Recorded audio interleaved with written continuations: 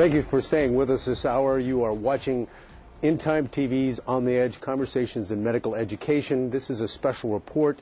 In fact, we are talking this hour about science, technology, engineering, and math preparedness. Are we preparing our secondary students in these areas, in STEM, if you will, for a career in the global marketplace, in the global economy? I'm Dr. Jonas Moses. With me this hour, Jerry Beimler from the Chicago Public Schools. Jerry is a director in e-learning for the Chicago Public Schools. And Jay Cunneen, who is both a host on one of our talk shows and a former high school administrator, educator in Chicago Public Schools. And Ken Janis. Ken Janis. Blanking here. And Ken also does a show with Jay on high school administration, and you are also a former superintendent of schools in Chicago Public School Systems. So just as we were going to the break, Ken was making a point that I wanted to kind of piggyback onto a question for you, Jerry, and that is, you plainly had a passion as a child. You were inspired as a child to pursue an education in math, science, and this was something that your parents supported. And to some extent, because you ended up in an education, you must have been reinforced in the school system as well. What is your impression of what's happening now in secondary students, especially in younger secondary students? Are you seeing this kind of passion for the math and sciences, for careers in medicine, science, space technology, and so on and so forth? And if yes, where is the disconnect? There must be a disconnect then if we are lagging behind by the time they're getting off to college and beyond. Well, I'm such a cockeyed optimist. I hate to be the purveyor of doom and gloom, but no, I don't see it.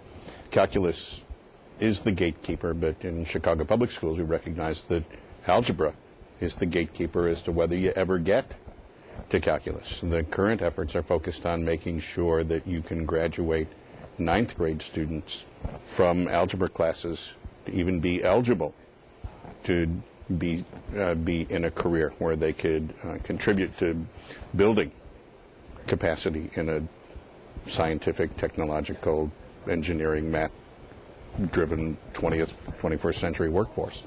There aren't a plethora of inspiring math, science educators, and in the instances where those people exist, there isn't necessarily the background to help those programs succeed. So one thing that you think we need more of is more folks going into these fields as educators who do have a passion for these areas, who do have the background for these areas, who are inspired to teach. Absolutely, and there's in the structure of this capitalistic country right now, there's not an automatic benefit to being considered a math, science, technology guy. Well, and let me throw this out. That's an interesting observation, because that makes me wonder, why then does it seem that plainly in other countries around the globe there is a more entrenched math, science, technology, engineering curriculum?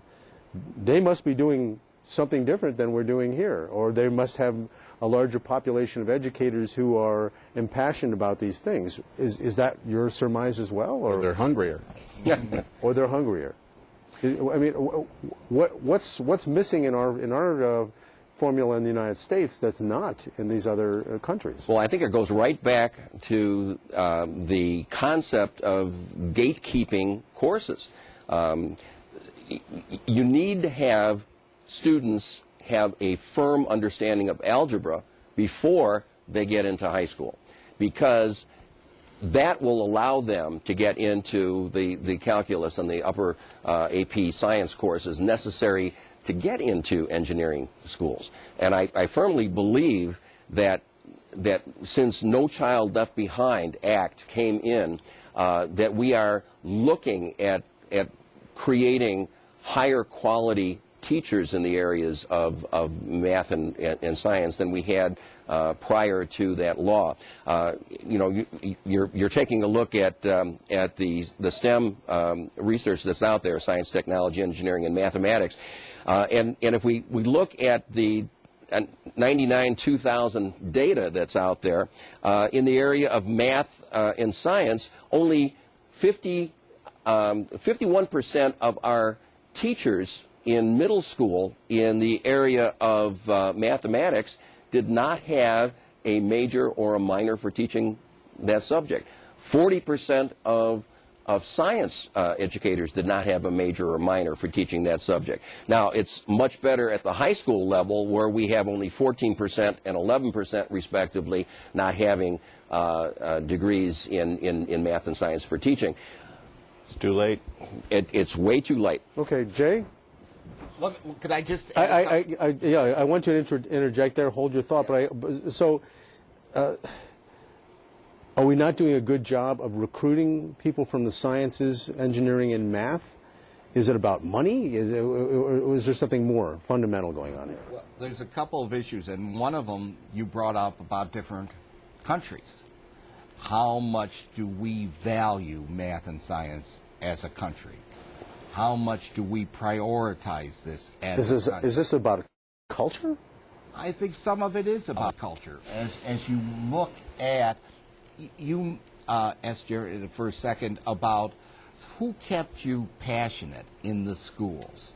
Was there somebody there that, not just your parents, but somebody in education that kept your passion? There's 4 of us sitting at this table. I'll bet you any money we can think of a teacher that affected our lives, that said to us, keep that passion in math and study and science, and encouraged us to do that. One of my questions is, when we don't have these people that are involved fully in the sciences, can they do that? Sounds like we're going to a commercial break here. Please stay with us. Intriguing conversation. I'm Dr. Jonas Moses. You're watching On the Edge, Conversations in Medical Education. We'll be right back.